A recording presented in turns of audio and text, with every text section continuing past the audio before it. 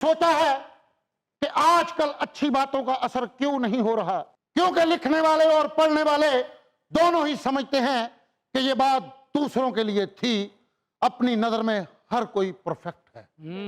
Shut up.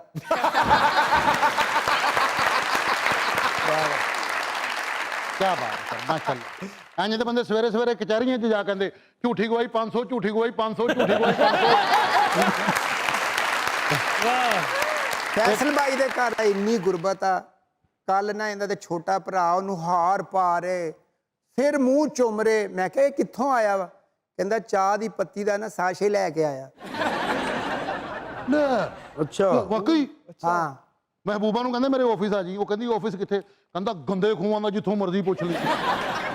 Faisal ਭਾਈ ਨੂੰ ਇੰਨਾ ਸ਼ੋਰਾ ਪਸੰਦ ਆ ਨਾ, ਈਦ ਪੜ੍ਹ ਕੇ ਬੱਚਿਆਂ ਨੂੰ ਨਹੀਂ ਮਿਲ ਰਿਹਾ, ਸ਼ੋਰਵੇ ਵਾਲੇ ਪਤੀਲੇ ਨਾਲ ਸੈਲਫੀਆਂ ਲੈ ਰਿਹਾ।